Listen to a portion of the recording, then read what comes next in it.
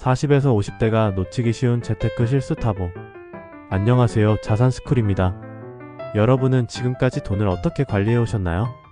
혹시 나는 나름 잘하고 있어 라고 생각하면서도 은근히 돈이 모이지 않는다면 오늘 영상을 꼭 끝까지 봐주세요. 많은 분들이 간과하는 40에서 50대의 재테크 실수 5가지를 알려드리겠습니다. 하나라도 해당된다면 지금 바로 수정해야 합니다. 1. 무리한 대출과 이자 부담. 첫 번째 실수는 바로 무리한 대출과 높은 이자 부담입니다. 40에서 50대가 되면 집을 마련하거나 자녀 교육, 사업 자금 마련 등의 이유로 대출을 많이 이용하게 되는데요. 문제는 대출을 과하게 받거나 이자, 부담을 제대로 계산하지 않는 경우가 많다는 것입니다. 예를 들어 3억 원짜리 주택을 사기 위해 대출을 받았다고 가정해볼까요?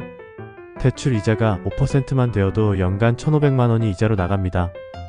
10년이면 1억 5천만 원. 대출을 받을 때는 꼭 상환 계획을 세우고 금리가 낮은 상품을 비교해보세요. 보험료 과다 지출. 두 번째 실수는 보험료를 과도하게 내는 것입니다. 40에서 50대가 되면 건강을 걱정해서 보험을 많이 가입하는데요. 문제는 불필요한 특약까지 포함해서 매달 수십만 원씩 보험료를 납부하는 경우입니다. 보험은 꼭 필요한 것만 남기고 중복되는 보장은 줄이는 것이 중요합니다. 특히 암보험, 실손보험 같은 필수 보험만 남기고 낡은 보험은 갱신 여부를 확인하세요. 3. 목적 없는 저축. 세 번째 실수는 목적 없이 돈을 모으는 것입니다. 그냥 은행에 돈을 넣어두는 것은 좋은 전략이 아닙니다. 돈을 모을 때는 반드시 목표를 정하고 그에 맞는 금융상품을 선택해야 합니다. 예를 들어 노후 대비를 위한 저축이라면 연금저축이나 IRP 같은 상품을 활용하는 것이 좋고, 단기적으로 사용할 돈이라면 CMA 계좌를 활용하는 것이 좋습니다. 4. 투자 없이 예금만 유지.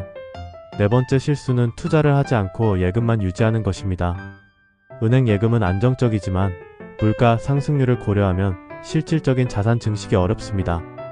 현재 은행 금리가 2%라고 해도 물가 상승률이 3%라면 사실상 돈의 가치는 줄어드는 셈이죠.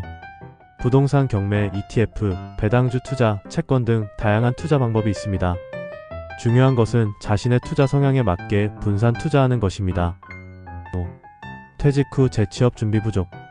마지막 실수는 퇴직 후 재취업이나 추가 수익원을 준비하지 않는 것입니다. 50대 이후에는 정년이 가까워지면서 수입이 줄어들 가능성이 높아지는데요.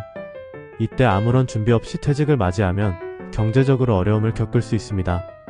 퇴직 전부터 새로운 기술을 배우거나 부업을 시작하는 것이 좋습니다. 예를 들어 온라인 강의 제작, 블로그 운영, 유튜브 수익 창출 등 다양한 방법이 있습니다.